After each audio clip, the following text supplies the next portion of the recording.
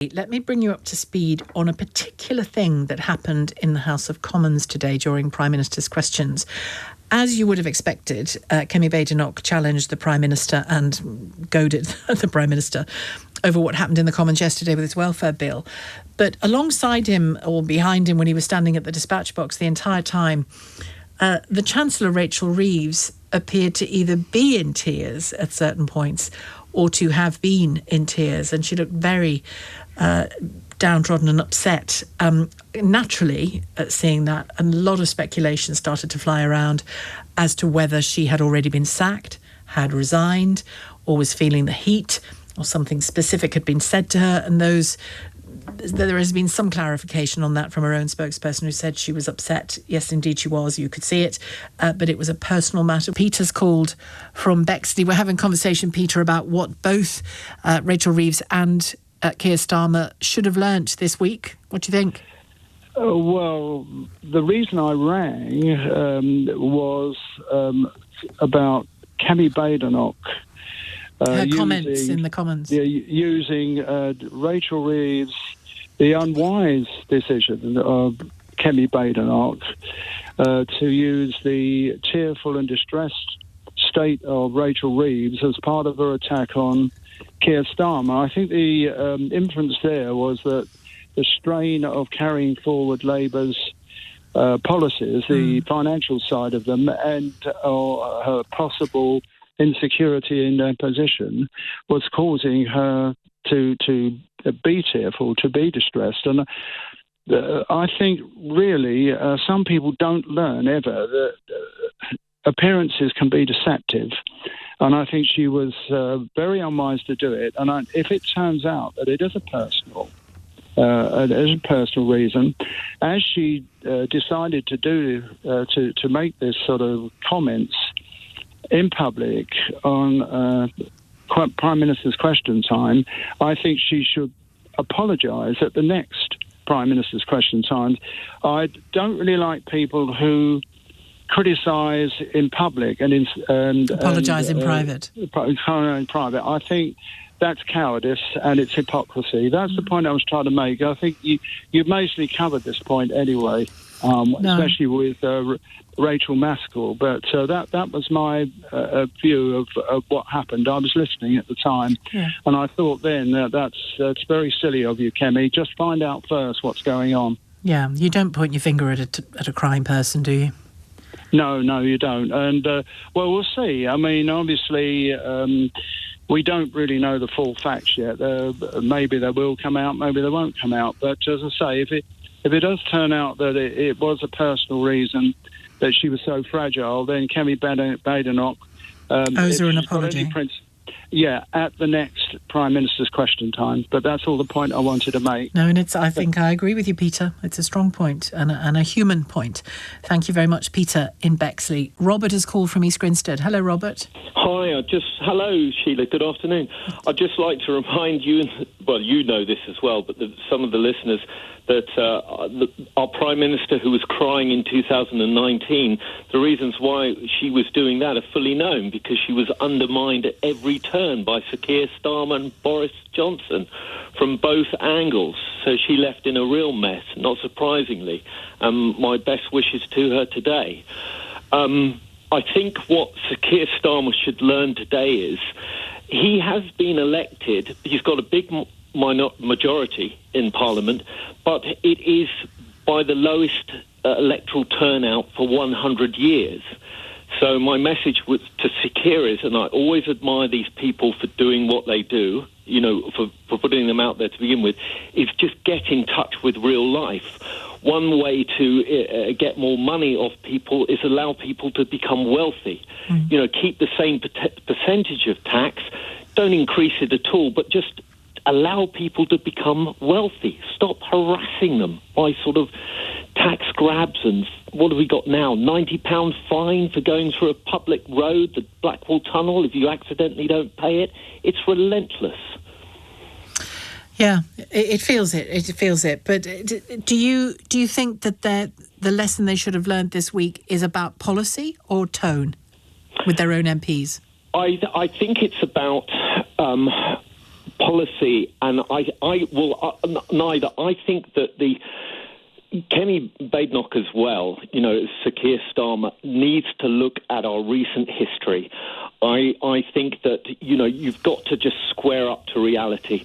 I know it's a subject that you don't like going to, even I don't like going to, but since the end of the lockdowns, for instance, when it fully was back to normal... Robert, you bring everything down to the lockdowns. You bring everything down to the lockdowns. Well, it was a time where publicly everyone acted pretty abnormally, and I've never been able to get a straight reading or answer from British Gas, for existence, since spring 2022. I've visited their offices twice politely. I think Keir Starmer should look at the energy companies. I know prices have come down recently, it was reported. He really needs to look at the energy companies. He needs to sort of tell people to have some... He needs to tell his own government to have some responsibility about the dinghies coming in every day, which is appalling. Mm-hmm. There's no respect for borders here at all. And I just think that the state needs to back off people and just give them a little bit of breathing room. OK, thanks very much, Robert. Robert in East Grinstead. How do you feel about all of these events today and yesterday in the Commons and just overall in this first year? Look, I certainly don't want to put somebody down who is obviously visibly upset at the moment. So I hope that it's nothing personal, and I hope that she's okay. Nothing too serious, Yeah, she's a human being, and we've got to respect that. And I just feel that in this past year, I feel exactly the same how I felt a year ago, and that's that this government really do not have a plan, and they don't really have a direction, and they chop and change constantly. And I don't know where our Prime Minister stands with pretty much anything that he talks about, even down to the Middle East. I don't know if he's a friend of Israel. I don't know if he's against them. I don't know how he feels about the old age pensioners. I don't know anything about his direction. And you know what? We run a business. We sell crepes very near your offices. And every single day I get somebody come in and say, why don't you do this? Why don't you do that? And I say, because we sell crepes. That's our business. We sell crepes. So I'm not going to start selling hot dogs because we sell crepes. So we've got a direction and we've got a plan and we have to stick to it. You've got an identity. Exactly. As a business. LBC, you don't talk about sport. There's a reason for that. Well, we do sometimes, but we don't. Really. We're not. But the point is, we're not 5 Live, is what you're saying, isn't it? No, exactly. And with this government, what are they? Who are they? What do they stand for? What are their values? What's their plan? With the previous Conservative government, whether you like the fact of sending people to Rwanda or not, it was a plan. And guess what? It was actually working because we had far less numbers coming over with the threat of that happening. But these people come along, they get rid of that. They come up with this amazing plan where they're going to spend God knows how much on border force. And what's it done? It's done absolutely nothing. So when they're going to do a U-turn on that, because they will, they will. They have to.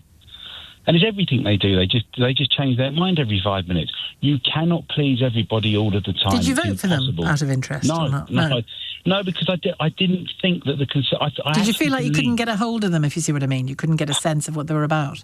I spoke to Sir Keir Starmer on this channel with James O'Brien, Nick Ferrari, when it was called and I spoke to him.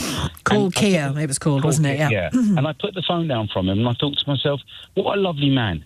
I'm sure he's a lovely, lovely man, even though he supports Arsenal. I won't hold that against him.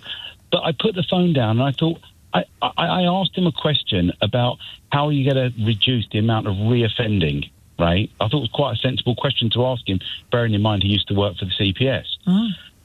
And he said to me, we're going to start with the nursery school. We're going to start changing the mindset of kids at nursery school. And I thought, what are you talking about? We've got a problem in the here and now, and you're talking about trying to change the way kids are. That's the job of the parents, not the school teachers. Well, I take your point about the non sequitur that was in your conversation with him, but I think actually how the scene you set for families when kids are young is an important one, and is partly a government job. Partly. But of course it's parents. But I often bore people with this, my own experience as a kid. We were not a wealthy family. Dad was a builder. Mum worked from the home looking after us, 7 of us. Never rich, never wealthy. But we are all able to go to good schools, great parks around the corner from where we lived, good swimming pools and sports grounds to use when we were kids, to have, to get involved in stuff, cinemas to go to in walking distance of our home. What am I missing out? Good health service to be looked after when we were sick. You name it was there. Stuff that we could use, summer school schemes that we could go to in the summer holidays that were free.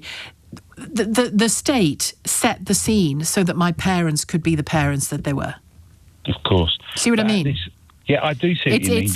It's a two-pronged approach, really. Yeah, you're right. But all I know is this country, as I look at this country now, and I work in central London every single day, and I just see a mess, and I see things getting worse, and I hate seeing it. I can't bear the racism on the street. I can't stand it. Every Saturday, I'm seeing terrible divide. I have this horrible fear that we're going to see clashes very soon between almost white and brown. And I think to myself, this isn't the country that I grew up in. This isn't what I want to see. And the government has to take responsibility, and they've got to make a stand. They've got to be vocal, and they've got to actually do things to make changes, not just talk about it. And when I ask this question, I don't mean personality as in, Saturday Night Showbiz personality. No. Do you think the government... And I'm not talking about the individual's personalities either. Do you think this government lacks a personality, if you see what I mean? There isn't a personality. There isn't a personality in this government. I can't name more than 2 or 3 people in this government. But people like Boris Johnson, again, you can love him or hate him, but he was a character. And you do need those characters because I can identify with somebody like Simon Cowell. I know it sounds ridiculous, but you can relate to somebody like that in a certain aspect. What's he got to do with government? He's not in government, is he? Nothing, but you just need that kind... Unfortunately or fortunately... If you look at Donald Trump, who I just think his moral values make me feel sick most of the time, but he's got such a huge personality. He's clear to see, isn't he? That's the thing. One of the things people love about him is they look at him and they think, and they might be right, they might be wrong, they think they know what they're seeing. They think they know what they're getting. He's as close to authentic as I think a politician has got in quite a long time. You might not like what he is authentically, but he shows it to you. Thanks, Jason, for your call. Jason in Marylebone.